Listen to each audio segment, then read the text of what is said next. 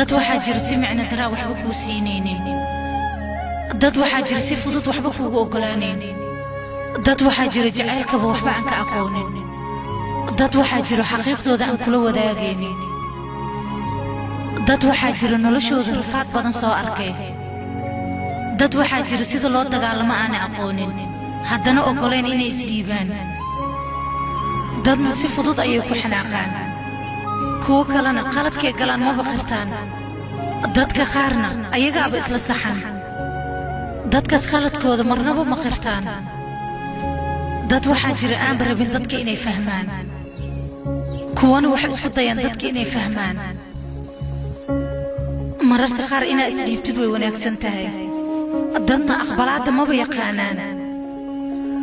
dad waxaa jira waxyaalo badan ay ka maqan yihiin dadna ayagoo wax saxaaya ayay dhibaato soo gaartaa dad waxaa jira xanuunka haya aan kula wadaagaynin waxaa laga yaabaa dadkaas aan soo sheegay adiga inaad ka mid tahay aniga xataa aan ka mid ahay